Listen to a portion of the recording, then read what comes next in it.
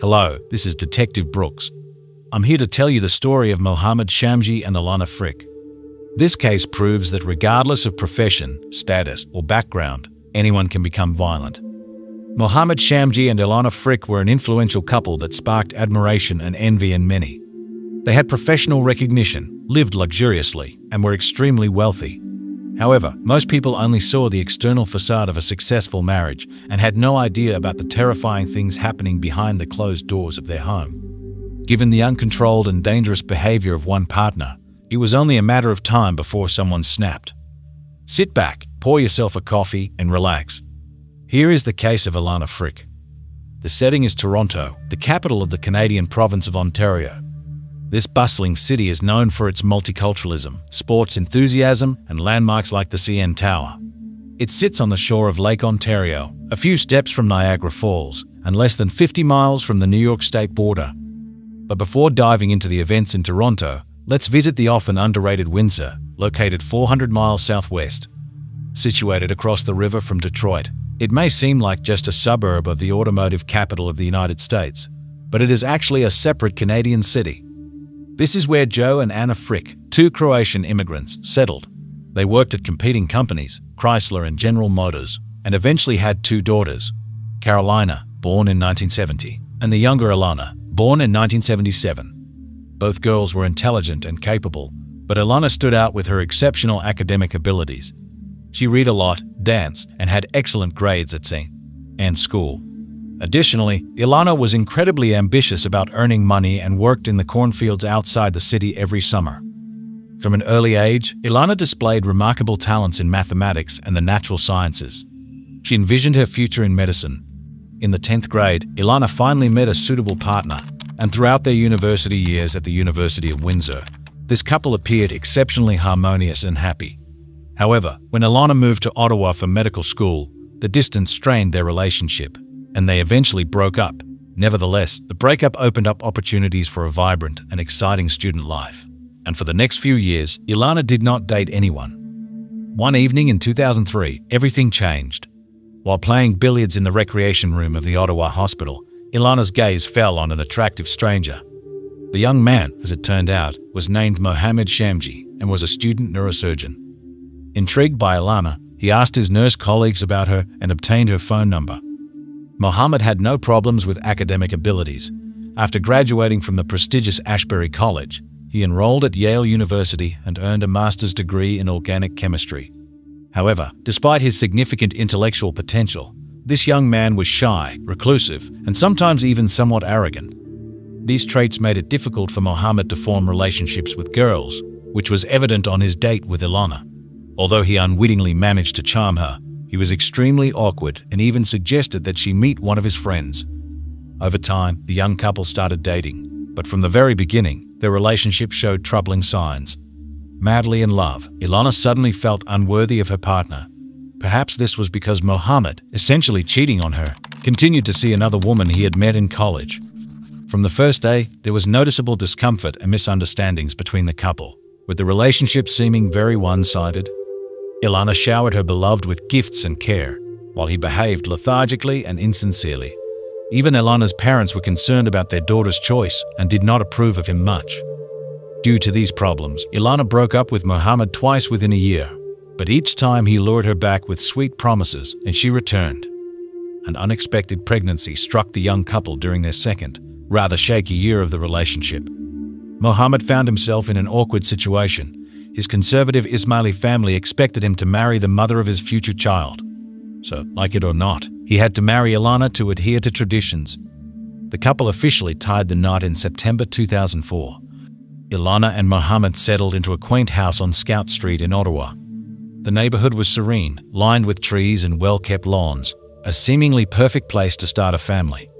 Elana, who had always dreamed of a career in medicine, secured a position as a family doctor at a local clinic. Mohammed, on the other hand, began his career as a neurosurgeon, a field he had been passionate about since his early days in medical school. Their lives seemed to be unfolding perfectly.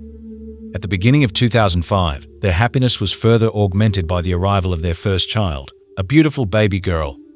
However, the joy of fatherhood did not have the transformative effect on Mohammed that Elana had hoped for. Mohammed, driven by his professional ambitions and relentless pursuit of excellence, was often consumed by his work. He frequently stayed late at the hospital, took on additional shifts, and even brought his work home, immersing himself in medical journals and research papers. When he did come home, he was often distant and preoccupied, leaving Elana to manage the household and care for their newborn almost single-handedly. This imbalance began to strain their relationship. Mohammed's inability to balance his professional and personal life meant that he seldom found time for Elana and their daughter.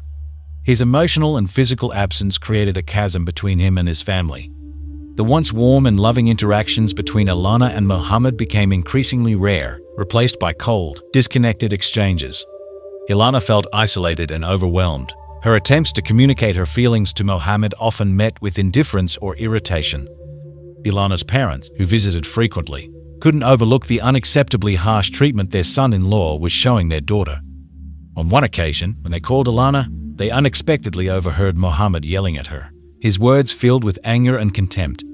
They were deeply troubled by this and advised Elana to consider her options carefully. Elana, torn between her love for Mohammed and her need for a supportive partner, found herself contemplating the idea of divorce. However, each time she broached the subject, Mohammed would deflect the blame onto her, accusing her of being unreasonable and unstable. He even went so far as to complain to her parents, painting Elana as the one who was acting irrationally and jeopardizing their family. By the summer of 2005, the situation had reached a breaking point. The tension in their home was palpable, and Mohammed's temper was increasingly volatile. During one particularly heated argument, Mohammed lost all self-control and struck Elana across the face with such force that her lips split open. Shaken and humiliated, Elana filed a report with the police. The incident occurred at a critical juncture in Mohammed's career, just as he was preparing to enroll in the prestigious PhD program at Duke University. The criminal case threatened to derail his academic aspirations and tarnish his professional reputation. Realizing the severity of the situation, Mohammed was filled with panic. He desperately pleaded with Elana to withdraw the report, resorting to flattery and emotional manipulation. He assured her that a criminal record would ruin his life and career, painting a bleak picture of their future if the charges were not dropped. This incident revealed a troubling dynamic in their relationship. Mohammed's ability to evade punishment for his abusive behavior, combined with his wife's eventual compliance, essentially gave him tacit permission to continue his pattern of violence. Reluctantly, Elana withdrew the charges, and Mohammed was sentenced to a 12-month probation period. Over time, the couple's relationship appeared to stabilize. Mohammed managed to enroll in his coveted PhD program, and the family relocated to North Carolina. They settled into the steady rhythm of suburban life, embracing routines like morning jogs and weekly marathons. Their daughter was enrolled in preschool, allowing Elana and Mohammed to focus intensely on their professional development. Mohammed excelled in his studies, completing the rigorous 5-year PhD program in just 3 years. Elana also thrived, earning a substantial scholarship that covered most of her tuition, allowing her to pursue her own academic and professional goals vigorously. The couple's academic and professional achievements were impressive, and they quickly climbed the career ladder, garnering respect and recognition in their respective fields. However, beneath the surface, the underlying issues in their relationship remained unresolved. The pressures of their demanding careers and the lingering emotional scars from past conflicts continued to cast a shadow over their lives. In the summer of 2009, having completed their education, the family of 4 returned to Ottawa. Elana began her medical practice at a city hospital, immersing herself in her work and striving to make a positive impact on her patients' lives. Mohammed, ever ambitious, continued his intensive studies and training, with dreams of becoming a leading neurosurgeon and performing groundbreaking brain surgeries. Despite their professional successes, the couple's personal relationship remained a delicate and fragile balance, teetering on the edge of unresolved tensions and unspoken grievances. Elana and Mohammed set out to create their own online personas. You probably know that social media often misleads users. I think each of us has felt emptiness while scrolling through our news feed, looking at photos of perfect tropical vacations, exquisite food, elite hobbies, or extraordinary events. These carefully curated images that capture the best moments of people's lives distort the perception of everyday life and devalue the small joys of daily existence.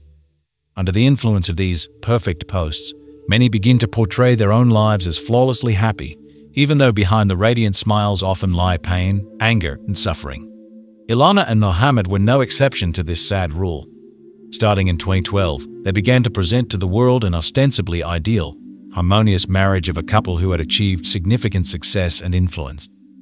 Two extraordinarily successful individuals, passionately loving and supporting each other, raising 3 wonderful children, and frequently flying to luxurious international conferences. This was the image of familial bliss presented to the inquisitive observer. Unfortunately, behind this ostentatious facade was a completely different, far from ideal reality. Few knew that in reality, Mohammed, consumed by pathological jealousy, completely controlled the online profiles, both his and his wife's. Mohammed's aggression also gradually returned to family life. Arguments and quarrels usually ended with Mohammed yelling at Elana, demanding that she stop arguing, or even stating that he would be much better off with another woman. Around that time, Mohammed was offered a fellowship at the Foothills Medical Center in Calgary, a fantastic opportunity to achieve his dream specialization in spinal surgery. However, the rest of the family had to stay in Ottawa, so the couple was doomed to maintain a long-distance relationship for a year. But perhaps it was for the best after all. Temporary separation usually only strengthens feelings and makes the heart more receptive. However, in practice, it turned out quite differently. One day, upon returning home, Mohammed forgot to log out of his email, which was open on the home computer. Thanks to this unfortunate oversight, Elana accidentally stumbled upon correspondence that indicated Mohammed was cheating on her again. When she confronted him directly, Mohammed, though reluctantly, admitted to infidelity. Naturally, Elana was devastated and crushed by this news. Despite the bitterness of betrayal and even against the persistent advice of friends to leave the scoundrel, she decided to stay with him. Soon, the couple concluded that it was time to start afresh, and to do so, they moved to Toronto. Elana and Mohammed bought a luxurious house in the prestigious North York area for $1.5 million and almost immediately started talking about having a third child. Given the fragility and instability of their relationship, it would have been more logical and natural to first take a pause, slow down, and thoroughly understand the situation rather than rush into new commitments. However, for Mohammed, the arrival of another child in the family likely seemed like another convenient way to exert control over his wife. In October 2013, Elana and Mohammed experienced a significant event in their family, the birth of their first child, a boy who became the 5th member of the family. The first few years after the baby's birth were relatively calm. Elana actively made new acquaintances, while Mohammed immersed himself in work, achieving considerable success. He managed to become a certified neurosurgeon, specializing in spinal injuries and diseases. His professional reputation quickly grew, earning him the recognition of being a doctor who could save patients deemed hopeless by others. Elana also achieved success in her career, securing the position of delegate for the 11th District in the Ontario Medical Association. On the surface, their married life appeared perfect, and friends on social media couldn't even imagine what was happening behind the closed doors of their home. However, the reality was quite different. On one occasion, Elana cut her hand so severely that she needed stitches, and another time, she had a bruise on her neck. She always found explanations for these injuries, but friends increasingly began to ask questions, noticing these troubling signs. The summer of 2016 brought even more problems. Elana suspected that Mohammed was unfaithful again and threatened divorce. At the same time, she herself started an affair with a married doctor who had children. By the fall, their marriage was on the brink of collapse. The demanding work schedules of both spouses only worsened the situation, and new alarming signs began to appear, usually indicating the imminent end of a family. Marital infidelity and domestic violence became constant companions in their lives, despite their efforts to maintain the appearance of a normal relationship. By late November 2016, it became clear that the situation could no longer remain as it was. Elana made a final decision: she could no longer endure it. Years of suffering, self-sacrifice, control, and abuse had taken their toll, and Mohammed had not changed. His heartlessness, aggression, and cruelty became evident to everyone who knew them. As a result, Elana decided to file for divorce, putting an end to years of pain and injustice. On Friday, November 25th, Elana attended a medical conference alone, without Mohammed. However, he couldn't resist congratulating her on Twitter. Upon returning home on Sunday evening, Elana handed her husband divorce papers. Elana's lawyers demanded full disclosure of all financial data from Mohammed. This turn of events brought no joy to Mohammed.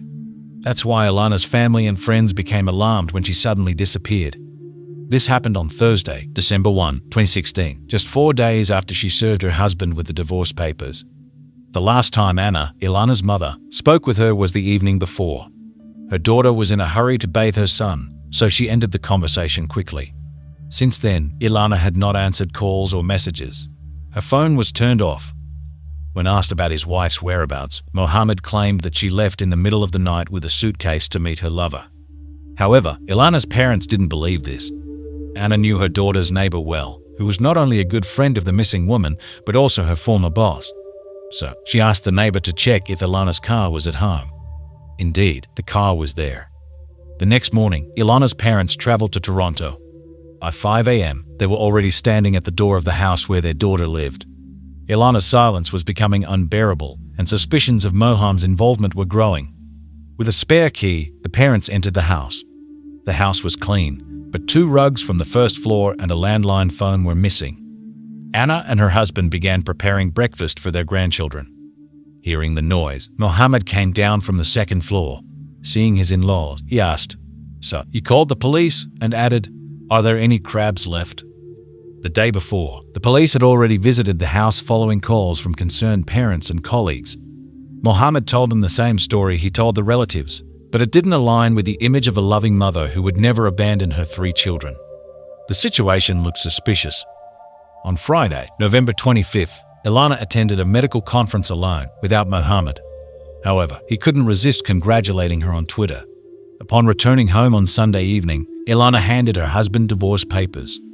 Elana's lawyers demanded full disclosure of all financial data from Mohammed. This turn of events brought no joy to Mohammed. That's why Elana's family and friends became alarmed when she suddenly disappeared. The situation looked suspicious. The most painful part of this story lies in the fact that Elana's demise was partially witnessed by her own daughters. As it turned out, early on the morning of December 1st, a quarrel erupted between the spouses, which unfortunately escalated into violence, as it happened during previous conflicts. Elana attempted to call for help by dialing 611. Evidently, in her panic, she had intended to dial 911 but missed by a few centimeters. Mohammed never knew how to control his rage, and Elana's decision to divorce him finally pushed him over the edge. Tragically, the eldest daughter overheard what was happening. She approached the bedroom door and saw her father kneeling on the other side of the bed. The girl could not see her mother, who was obscured by her father. Mohammed ordered his daughter to go back to bed. He then stuffed Elana's body into a suitcase, carried it to the car, and drove away. In a frenzy of fear and despair, Mohammed did not know where to dispose of the suitcase. After driving around Highway 50, he recklessly threw it off a bridge, hoping that the Humber River would carry the gruesome package to Lake Ontario. However, contrary to his expectations, the suitcase landed on the shore. He returned home as if nothing had happened. He prepared breakfast for the children, took them to school, went to work, and even performed several critical operations on patients. To avoid raising suspicion, Mohammed sent messages to Elana's phone. "Good morning, I don't know where you are. Maybe I'll gather the kids and take them to school. Please call back." He then transferred over $640,000 of family assets to his lawyer's trust account. The next day, of course, Elana's body was found. The autopsy revealed that the woman had a broken neck and several fractured ribs. The cause of death was asphyxiation. Before disposing of the body, the murderer had cut the victim's hair. A chilling detail, 5 months before the tragedy, Elana had jokingly posted a photo on Instagram with the caption, "Two-faced doctor. Mo can break your neck and then fix it." In a horrific twist of fate, this is exactly what he did to his own wife. Mohammed understood that escaping unscathed after what he had done was nearly impossible. Initially, he pleaded his innocence, but a few months later, he made a deal with the prosecution and admitted guilt to second-degree murder. Thanks to this, his 12-year-old daughter did not have to testify in court. During the court hearing, Mohammed said, "I committed the most heinous betrayal against a woman who gave so much to others, especially to me." The court found Mohammed Shamji guilty of the second-degree murder of Elana Fric. According to Canadian law, he was sentenced to life in prison with the possibility of parole after 14 years. In other words, he could be released as early as 2030. Following the sentencing, the Fric family expressed satisfaction with the admission of guilt, but lamented the absence of the death penalty in Canada, stating that life imprisonment was too lenient a punishment. The family hopes that Mohammed will never be released from prison. Elana's murder once again raised issues about domestic violence, its alarming signs, and how to prevent such situations. Many friends of the victim, both close and colleagues, were aware of Mohammed's cruelty but did nothing. Elana's death was a heavy blow to her family, friends, and community. She was remembered as a talented professional, dedicated to improving healthcare, a fantastic mother of 3 children, and a loving daughter to her parents. She was intelligent, educated, financially independent, and had a reliable support network. Yet, when Elana finally mustered the courage to stand up for her dignity, her husband turned into an even more terrifying demon. Elana Fric's funeral took place on December 17, 2016, at the church where she was baptized and married. Her parents, Anna and Joe, temporarily moved into the house where their daughter had died so that the grandchildren could continue to live somewhat familiar lives. Later, the entire family relocated to a different residence. This tragedy illustrates that no matter who you are or how successful your circumstances and social media profiles may appear, no one truly knows what happens behind the closed doors of your home. Mohammed, a high-class specialist, was evidently completely devoid of emotional intelligence and self-control. You would hope that a doctor, whose calling is to save lives, would be smart enough not to destroy the lives of his own wife, children, both families, and his own. Mohammed's actions had devastating consequences for his patients. Many people were left without an experienced neurosurgeon capable of performing necessary surgeries. Dozens of patients suffering from conditions like Ehlers-Danlos syndrome lost the opportunity to change their lives for the better. Unfortunately, the murderer ruined many lives.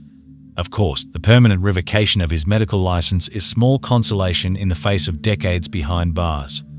This brings us to the end of today's video. Thank you for watching the latest episodes. If you found it interesting or learned something new, please give it a like and subscribe to the channel. Your support means a lot to me.